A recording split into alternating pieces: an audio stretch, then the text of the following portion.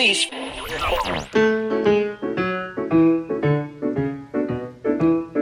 ყოველ შაბათს საღამოს 5 საათზე სამხატვრო აკადემიის რადიო მელომანზე პოზიტიური ისტორიები ნეგატივასგან.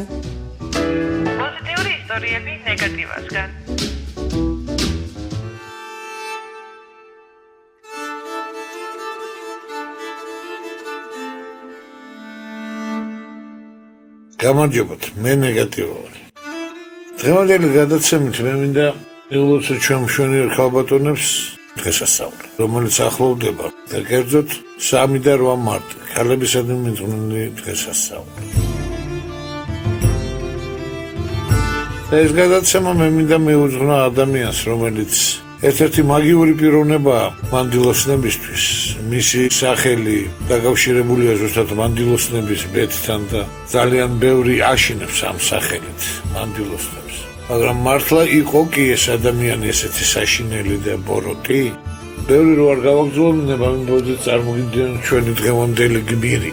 საფრანგეთის მარშალი Gilles de Montmorency Laval, Baron de Ré, Graf de Béchen, Seigneur de Echene de Château. საკმაოდ გრძელი სახელია, მაგრამ მასობრივ კულტურაში ეს ადამიანი უფრო მოკლედ არის ცნობილი როგორც ლურჯი წვერი, ანუ ცნობილი სინე ბარადა.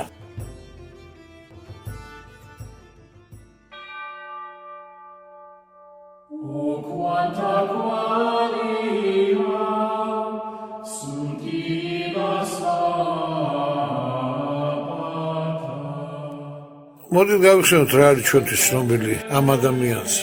ძირითადად ის, რომ მას ჰყავდა მრავალი ცოლი და ყოველი ცოლის მოკვლის წინ მას ესდებოდა ლურჯი წვერი. ეშმაკმა დააჯილდოვა ის იმ ნიჭით, რომ ცოლის მოკვლის წინ მას უნდა გაეცდოდა ლურჯი წვერი. მაგრამ იყო რო ეს სიმართლე? მართლა მოკლა მარშალ დე რეიმ ამდენი ცოლი? ამაზე დიდი ხანი არავინ არ დაფიქრებულა. ცნობილია, რომ ისეთი ცნობილი კრიმინალისტი და კრიმინალური ფსიქოლოგი როგორც ლამბროზო მარშალ დე რეს იყენებდა ერთ-ერთ მაგალითად დამნაშავე ადამიანის ტიპაჟისა. მაგრამ ჩვენი მიზანი არის მხოლოდ ფაქტებთან დაბრუნება და ფაქტები კი ესეთი.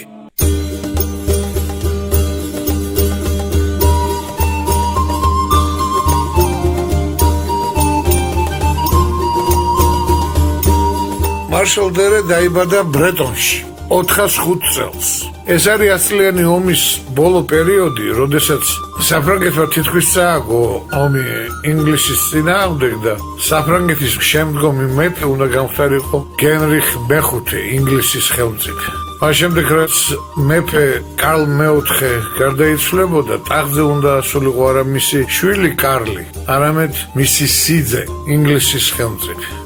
მართალია ამ ამბავში ჩაერია განგება და ძალიან საინტერესო ფაქტი მოხდა. ჟანგონი თახსავსე გენრიხ მეხუთე დიზინტერიით გარდაიცვალა. და არავინ არ ელოდებოდა, რომ კარლ მეოთხე მოკვდებოდა გენრიხ მეხუთეს შემდეგ. აი ზუსტად ამ ფაქტის გამო განდევნილ დოფინ კარლს, მომავალ მეფე კარლ მეხუთეს, მიეცა შანსი ასულიყო ტახტზე. მართალია მას უღალატა ყველამ, თითქმის ყველამ, მათ შორის საკუთარმა დედამაც კი, რომელმაც აღიარა, რომ კარლი არ არის ხელმწიფის შვილი, ის არის უკანონო ბასტარდი და მას არ აქვს ტახტზე ასვლის უფლება. მაგრამ ამ დროს იქნება ახალი ფაქტორი, საფრანგეთის ნაციონალური თვითშეგრძნება. ეს უკვე ის პერიოდია შუა საუკუნეებში, როდესაც არა მარტო ფეოდალური სახელმწიფოები ყალიბდება, არამედ ამ სახელმწიფოებში ყალიბდება ნაციები, ისეთი როგორც ინგლისელები, ისეთი როგორც ფრანგები, ისეთი როგორც ესპანელები, გერმანელები და აშშ.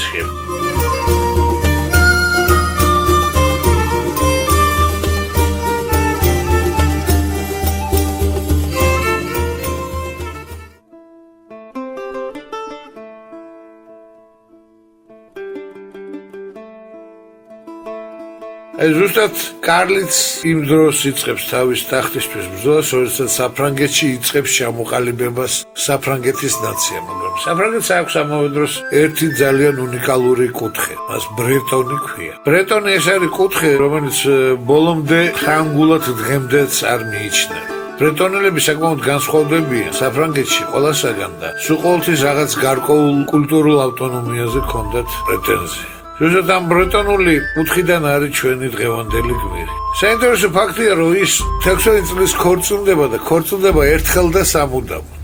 და ქორწილდება ამავე დროს ადამიანზე, რომელიც საფრანგეთის მეფის ნათესავია. და ამიტომ ახალგაზრდა ბარონ დერე მიდის მეფის, ანუ იმ დროისთვის დოფინის კარზე, დოფინის, რომელსაც არ აქვს საშუალება შეკრიბოს არმია, რომელსაც არ აქვს თანხა, რომელსაც არ აქვს მხარდამჭერები და თავაზობს თავისი ფულით შეაგროვოს გარკვეული სამხედრო შინაერთები და იბრძოლოს დოფინის მხარეს.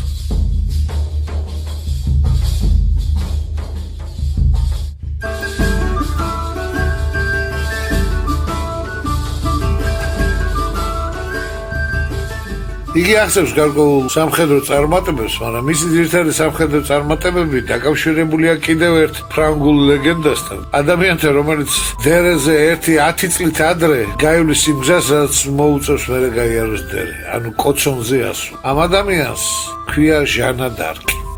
ჟანა დარკი, როდესაც იახლება სამეფო კარს, მას ძალიან ბევრი მოწინააღმდეგეები ყავს, რასაც ვერ ვიტყვით დერეზე. დერე ერთ-ერთი პირველი აღიარებს ჟანას როგორც ლიდერს, უდგება მას სათავეში და ბოლომდე მისი ერთგული რჩება.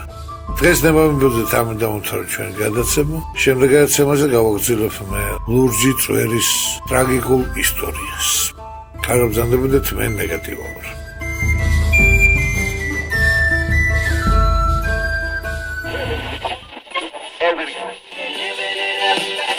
Or least